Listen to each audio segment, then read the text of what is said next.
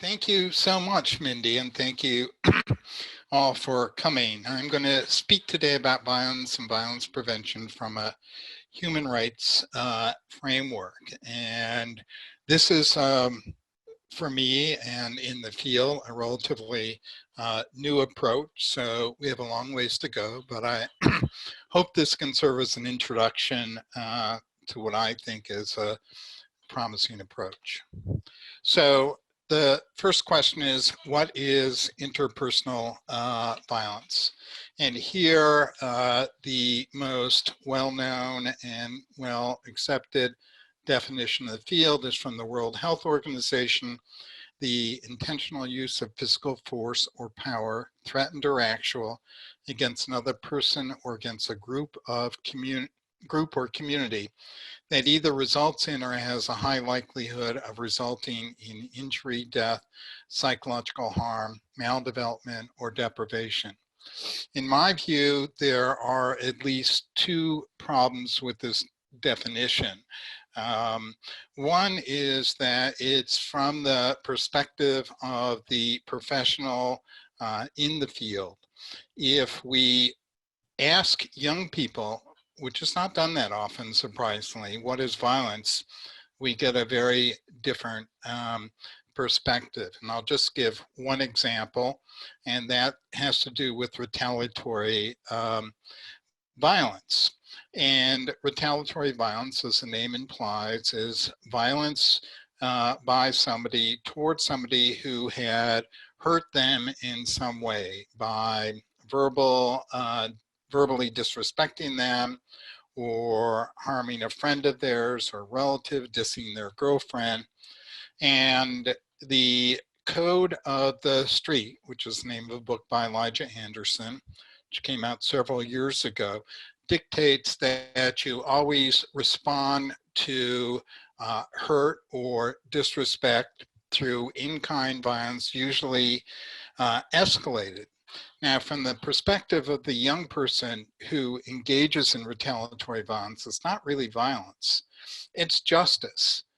Furthermore, the need to respond that way, or perceived need, is such that if you don't respond, you're considered a punk or a sucker.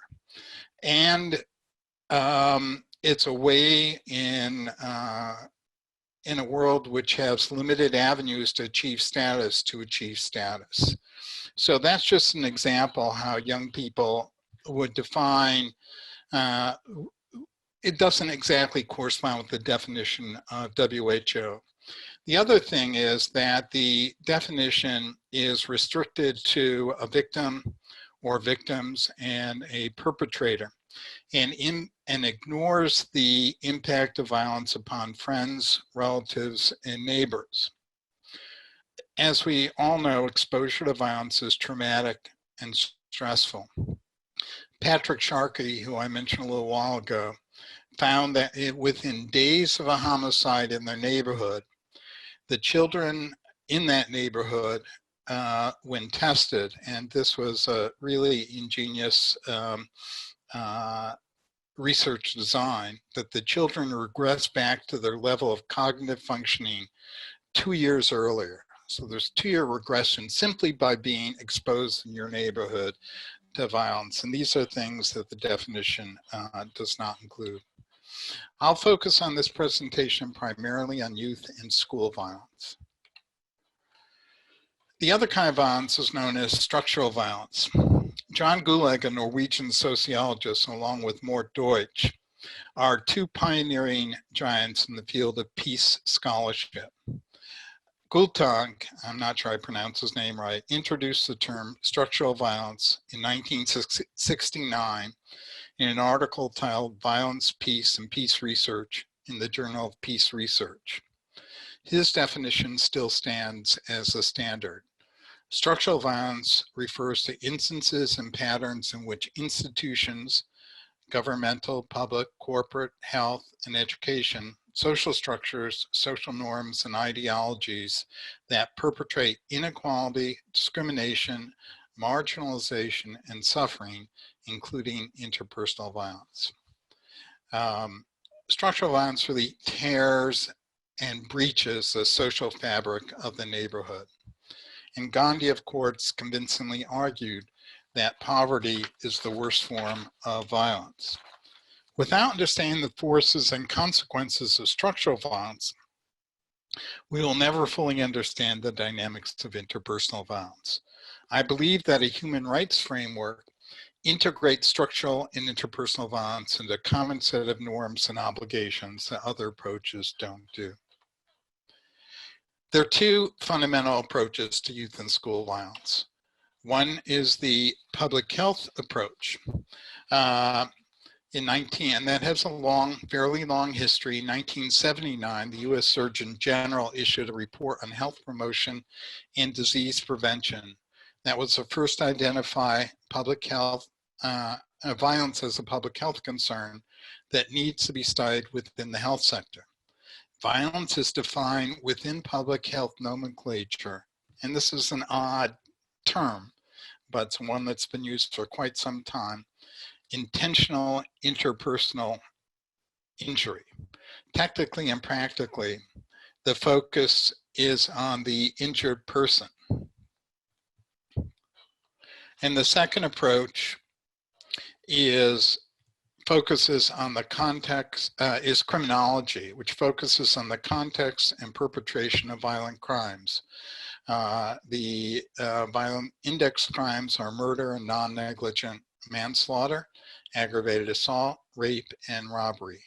Aggressive acts, if not criminal or defined as delinquent, are technically not under the purview of criminal justice. So the public health methodology is fairly straightforward, and I think for those who've studied violence, health will relate to, it makes sense. You start with defining the nature and extent of the problem through data collection using particular techniques such as epidemiology. You collaborate ideally with community members, conduct surveys, and focus groups. Once the nature and extent of the problem has been defined, you identify the underlying causes. And in public health, risk and protective factors are key. And you also need to examine multiple social ecological levels, as Yuri Bronfenbrenner taught us some time ago. Then you adopt targeted, promising, evidence-based prevention intervention strategies. Can be at any of three levels: universal, selective, or indicated, which is similar to, but not exactly the same as primary, secondary, and tertiary. And you establish goals and objectives for the chosen intervention. And finally, you assess the impact of the strategies and modify as indicated, and you continue through the circle. One question that rarely is asked here is, who is engaged in each step of the process? Youth are, at most, generally speaking, involved in the first step as members of focus groups, responders to surveys, or as interviewees. Sometimes partnerships are formed under the banner of participatory action research. Rarely are youth selected as full partners in each step of the process. But as I will argue throughout my talk, the young people living in neighborhoods with high rates of violence are the true experts in youth and school violence. And we need to partner with them at every stage of our approach to reduce rates of violence. And this is certainly very consistent with the human rights approach. Indeed, the methodology has been adapted for use by high school students in what has been called problem-solving approach. The fundamental, and in this approach, the fundamental police strategy, which Peter knows a good deal about, is almost identical to the public health approach. It is called SARA, Scanning, Analysis, Response, and Assessment. This approach was sponsored, one particular adaptation of this approach was sponsored by OJJDP and uses means to engage youth in identifying and responding to concerns within the young people's high school. But instead of police using the technique, high school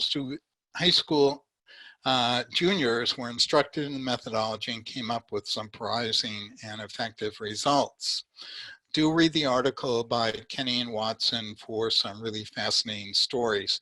I do have references at the end. What I think I'll do is send it out to everybody as a separate Word document so that you can look at the references. Criminal justice, oops, that wasn't supposed to come up that way. Methodology. The primary focus on laws, policies, theories, and strategies that prevent and sanction criminal behavior. There's a focus on violent offenders in the circumstances which violent crimes are committed. Desired outcomes are generally violent crime reduction and lower recidivism rate. There are a whole variety of criminal justice approaches, some of which are probably more familiar to you than others. I want to highlight two, though. One is the cure violence approach. This is an approach that focuses almost exclusively on homicides, but the unique feature of this approach is that it utilizes what are called credible messengers, folks who generally grew up in the neighborhood and oftentimes have histories of arrests, conviction, and serving time in prison. But they are credible messengers, and with proper training can certainly help convince or entice young people who are about to engage in violence to refrain from doing so. The second, I'm looking to see where this is, actually I didn't include it, is what's called collective efficacy. And collective efficacy was a concept that was developed by Rob Sampson in his classic research article in Science in 1997. And what collective efficacy is a sense of cohesion and responsibility among folks within a given neighborhood. And what Sampson and his colleagues showed is that the degree of collective efficacy within a neighborhood has a unique impact on the level of violence within the community. Obviously, the higher the collective efficacy, the lower the violence rate. And in terms of school violence, this is very similar to studies of school climate. And we know from many people's work, including Dorothy's, that school climate is really critical in reducing levels of aggression, particularly bullying and harassment within schools. And it does have a synergistic effect on specific programs that are adopted. So the limitations of public health and criminal justice approach. One is that they are almost always, if you look at the blueprints programs, developed and evaluated by academics. And I know most of the folks on this call are academics. I don't mean to put us down. I've been engaged in academia on and off for a number of years, but they're established without the direct guidance, partnership, or participation of individuals who are perpetrators and victims, witnesses of violence. Youth are typically just the objects and subjects of the intervention and very limited roles as change agents. Now, I want to be clear that I'm not advocating the rejection of numerous evidence-based programs that have been developed. I'm just saying they need to be complemented by an undergirding of engagement of youth as partners in the process of understanding, preventing, and responding to youth and school violence. Limited focus. Again, public health focuses almost exclusively on victims or survivors of violence, while the criminal justice approach focuses exclusively on the perpetrators of violence. And we know that this doesn't really make sense in that I would say the vast majority of perpetrators have also been involved as victims. And if you look at the prison population, particularly of women, nearly all of them have been victims of violence. So that separation is artificial and unfortunately separated by these two major fields. So a human, let's see what I wanted to say. Oh, I know, I did want to say one other thing here is that we tend to look as an outcome reductions of violence overall.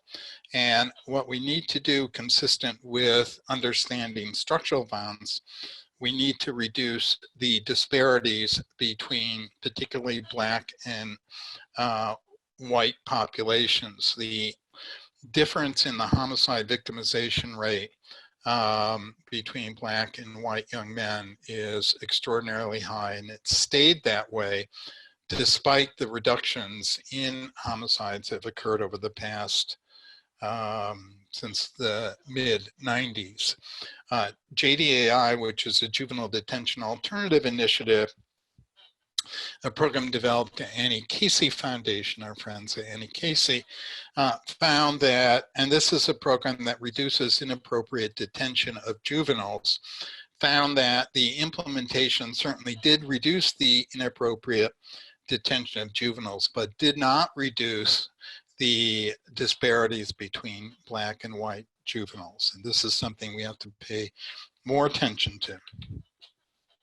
So the human rights approach.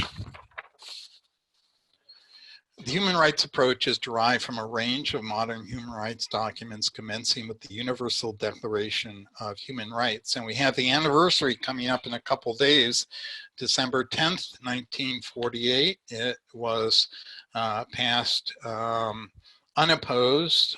There were some abstentions in the United Nations. And the key elements of the human rights approach were elucidated there through the extraordinary work of Eleanor Roosevelt and many other people. They include non-discrimination, universality, inalienability, that is, they apply to anybody who's human, indivisibility, you can't separate out some rights from other rights, you can't cherry pick, and includes norms based on respect and dignity for all. So here are the primary human rights documents, what are called the International Bill of Rights. There are three of them. The Convention on the Rights of the Child, and I need to point out that the United States is the only UN member which has not ratified the Convention on the Rights of the Child, which doesn't mean that all other nations are superior in terms of their respect and respect for children, the implementation of this. And there are a number of reasons for that, unfortunately. So I want to introduce a piece of trivia which is related to this. Women and the pronoun her and she are not mentioned in the Constitution until Amendment 19, which was ratified in 1920, giving women the right to vote. The trivia question is, what's the last democracy to allow women to vote? And the answer to that, and these are fun, or at least I think fun, parties or whatever, is Switzerland, which only gave the vote to women in 1971. So, fundamentals of a human rights framework. First of all, human rights approach provides guiding principles and norms, as well as a positive vision for understanding and contextualizing the rights of all persons. And this is really the only place that these kinds of norms are articulated, and they're based, theoretically at least, on the wisdom of the ages. So Article 1 of the Universal Declaration of Human Rights, all human beings are born equal in dignity and rights. Second, it makes visible multiple forms of violence reflected in behavior, either active, prohibitive, or abrogating rights, educational climate, dignity and respect for all, curricula, in terms of the human rights education, which is something that I've talked about in the past, and I think I'm going to just talk about one form of implementation of the human rights approach. The other major one is human rights education. And just a plea to, if you have graduate students or folks looking for a dissertation topic, we really need evaluations of human rights education. I know it comes in many guises, but we don't really have any. Also, it articulates neighborhood norms and discipline practices. Um, Something we need to convey to Betsy DeVos, who seems to ignore that. Third, a human rights framework requires monitoring and assessment to ascertain whether human rights are appropriately accorded and protected. And this is something that young people can do, whether in schools or outside of schools. Theoretically, such reports are provided to the UN by member nations who've signed on to various human rights agreements. They're always, these reports are always submitted late and are far less than we would hope. Fourth, it requires meaningful engagement and critical reflection, activism, and dialogue among all stakeholders. It focuses on recognition of all persons, giving all persons, particularly young people, voice. And these are the critical features of what I'll talk about in a moment in the implementation of community youth organizing. Fifth, the human rights framework dictates responsibilities for all individuals, groups, institutions, and governments to remedy human rights violation in whatever guise they appear. And this is a paraphrase, dangerous as it is, of a famous statement by Eleanor Roosevelt, where she said something to the effect that human rights that do not become part of the rhythms of the neighborhood have no meaning. So it's really an immediate kind of approach to one's own neighborhood and one's immediate friends and neighbors. It requires what some have called a lived awareness. Six, the human rights framework requires the adoption of preventive, correction, therapeutic programs and strategies to rectify violations of and promote adherence to human rights. This is really an important responsibility, and oftentimes folks think of human rights as passively given. It really does require active engagement by all. I would encourage all of you who haven't or haven't recently looked at the Convention on the Rights of the Child to look at that, and these are really wonderfully reflected in the Convention on the Rights of the Child. So what rights are we talking about? The history of human rights reveals an ever-growing expansion of articulated rights, social, economic, and cultural, and the persons who are entitled to such rights: Indigenous people, women, LGBTQ individuals, and the disabled. Human Rights, as Ronka, in a really extraordinary book, actually updated the 2008 version with the 2016 version, and it's in the references. Human rights are the bedrock of social justice. And one thing of note, when you look at the human rights framework, one notes now that nobody challenges, well, I shouldn't say nobody, but if you look at the presidential debates, at least on the Democratic side, the health is now taken for granted almost as a human right. Hopefully at some point, mental health will be taken as a human right as well, rather than stigmatized as it now is. But there have been histories written of human rights, and this elaboration of the kinds of rights that are articulated and the application ultimately to universality is pretty striking. The original US Constitution, of course, white men were entitled to all articulated rights. African Americans, women, children, not so much. So youth community organizing is, in my view, one of the central avenues to implement a human rights approach. You can read this: youth community organizing is a critical civic practice among youth in collaboration with adults, and embodies an intentional, organized, collective focus to identify local problems by young people, pertinent power dynamic structures, and the adoption of strategic actions and mobilizations to promote economic, political, health, judicial, educational, environmental, and social practices and policies that promote equality, liberty, justice, and opportunity for oppressed and marginalized people. So here we can think most recently of Parkland and the response to the terrible tragedy that occurred then.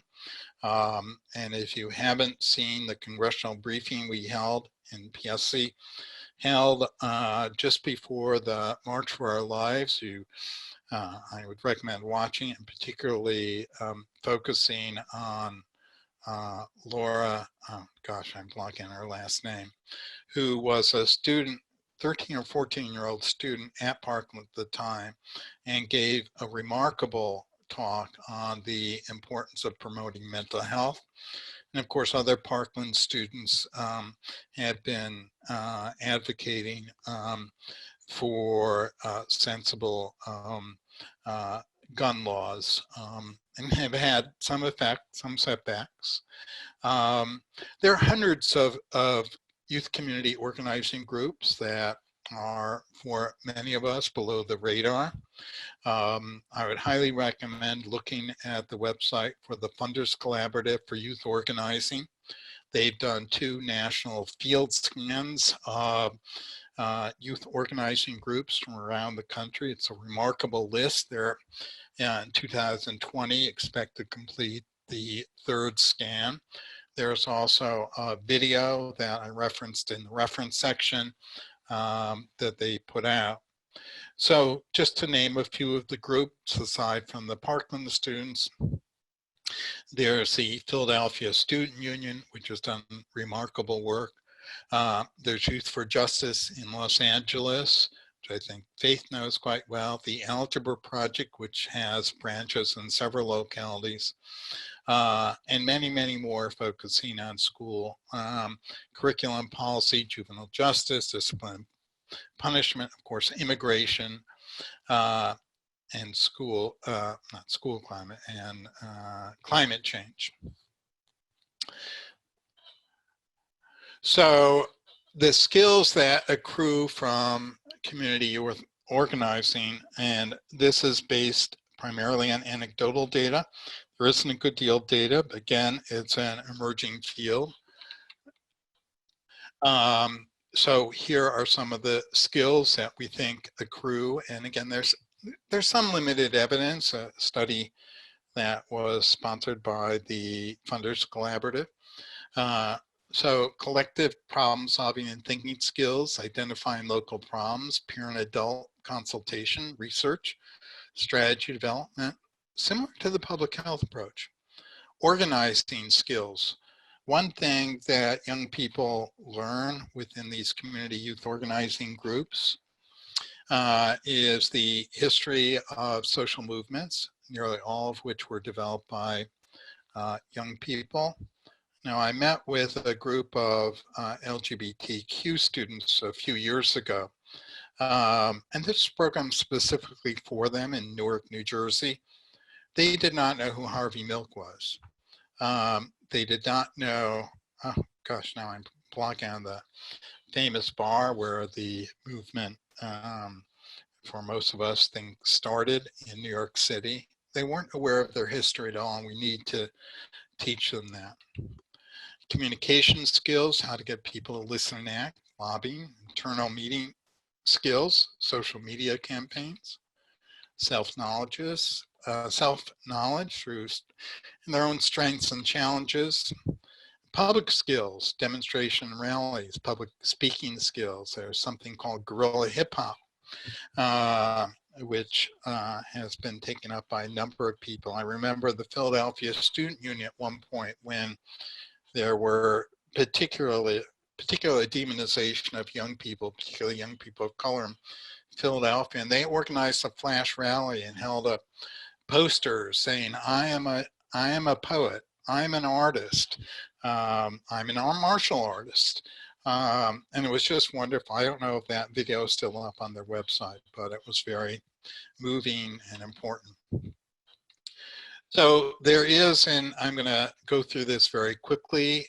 Usually it's called the 5 C's of positive youth development. I've added 3 of them. And while, again, there's a limited research on this, there is some anecdotal data that these are really important and that these